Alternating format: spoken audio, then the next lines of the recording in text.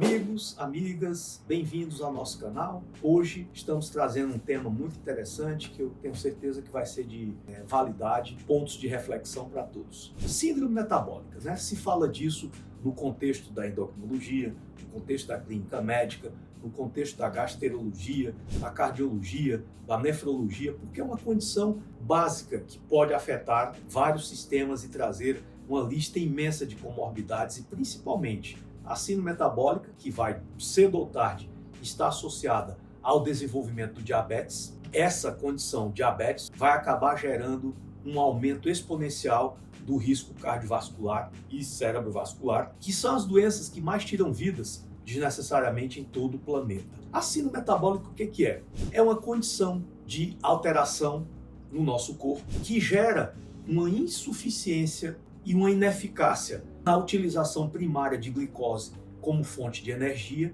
e isso acaba trazendo repercussões importantes para o nosso corpo, e a principal delas, resistência à insulina. A insulina é um hormônio produzido por um grupo de células lá no nosso pâncreas, chamada células beta. Essas células beta produzem insulina todas as vezes em que o nosso corpo precisa capturar glicose. A glicose é uma moeda de energia universal. Essa glicose, ela vem lá dos nossos alimentos, vem lá dos nossos carboidratos, e ao ser quebrada no nosso intestino, ela vai ter que ser absorvida pelas células para o trabalho celular.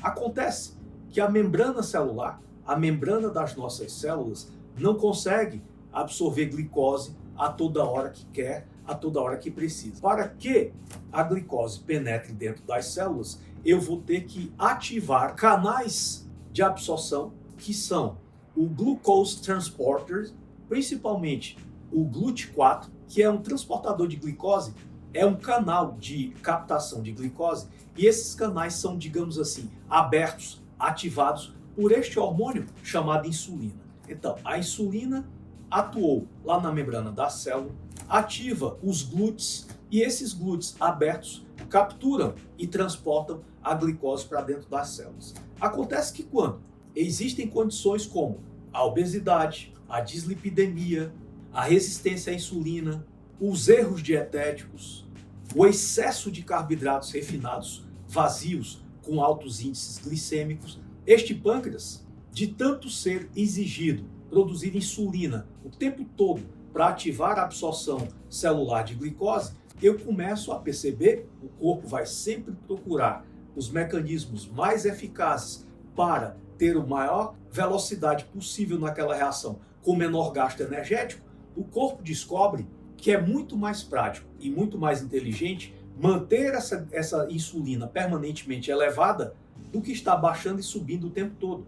Porque a demanda por absorção de glicose vai aumentando quando eu vou recorrendo e perpetuando esses erros alimentares, esses erros metabólicos que acabam gerando elevação permanente da insulina.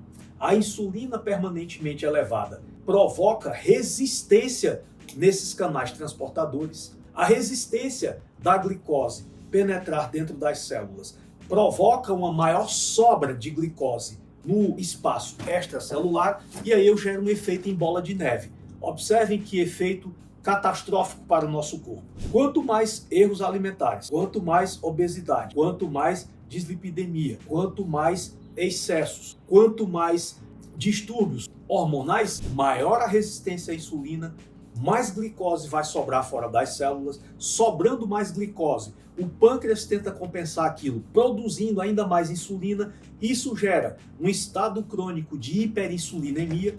Esta hiperinsulinemia vai gerando cada vez mais resistência à insulina, que vai gerando cada vez mais excesso de glicose fora das células, e este mecanismo perpetuado e cronificado acaba gerando o quê? Esse excesso de energia que está sobrando fora das células, deveria estar entrando dentro das células, o corpo não vai desperdiçar energia. E ele vai fazer o quê? Ele vai tender a armazenar esse excesso de glicose, inicialmente no músculo esquelético. A capacidade de armazenamento de energia no músculo é muito pequena. Essa responsabilidade vai ser transferida para o hepatócito. O hepatócito também não vai conseguir manter essa reserva de glicose por muito tempo e acaba transferindo essa responsabilidade para a célula adiposa. O adipócito é uma célula especializada em armazenar energia na forma de glicose? Não, na forma de gordura. Para transformar a glicose em gordura dentro do adipócito, eu ativo uma enzima chamada glicose 6-fosfato desidrogenase e a ativação crônica desse processo começa a provocar aumento das nossas reservas de gordura.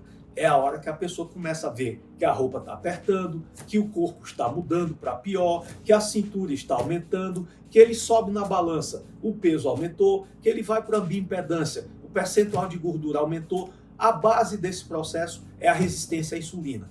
E aí, na medida que essa população de células brancas, adipócitos brancos, atinge uma população suprafisiológica, essa célula adiposa branca é capaz de sintetizar um grupo de proteínas de baixo peso molecular que são chamadas citocinas pró-inflamatórias. Essas citocinas pró-inflamatórias, liberadas a partir do tecido gorduroso, passam a atacar os nossos sistemas e de todos os nossos sistemas, o mais vulnerável é o endotélio, é a camada interna, é uma espécie de um tapetezinho que reveste o interior das nossas artérias e esse ataque vai ser ainda mais violento nas artérias do corpo humano que são submetidas a uma maior pressão hemodinâmica. No coração é onde estão essas artérias, principalmente a esquerda anterior, a principal e a circunflexa, que são as 3 artérias do corpo,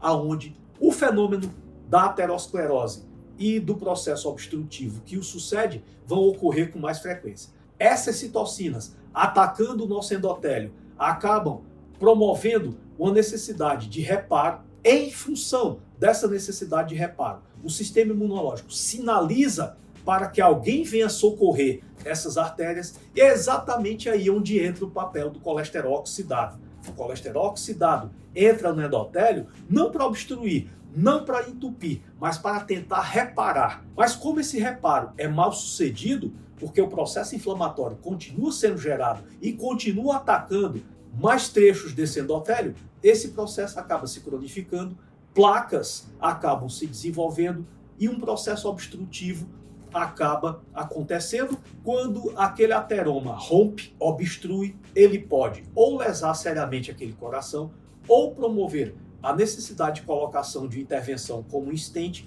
ou uma cirurgia de revascularização ou o óbito. Então o que nós estamos falando aqui é uma coisa muito importante, porque a síndrome metabólica gerada pela resistência à insulina acaba gerando uma condição chamada diabetes mellitus tipo 2 e de cada 4 indivíduos que evoluem para essa condição, 3 irão sofrer um infarto agudo do miocárdio ou um acidente vascular cerebral, que nada mais é do que um infarto que ocorre numa artéria cerebral. Portanto, muito importante esse assunto e discutirmos de maneira interdisciplinar medidas que possam atenuar ou evitar a incidência dessa condição.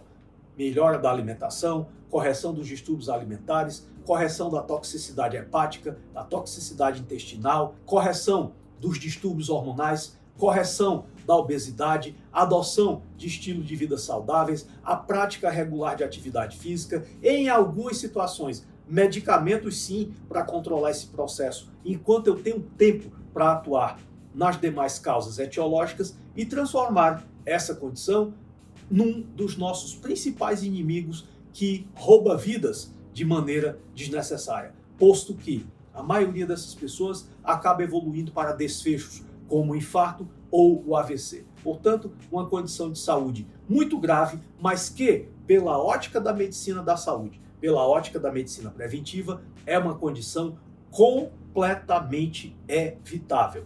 Esse é o ponto mais importante. Muito obrigado. Um forte abraço.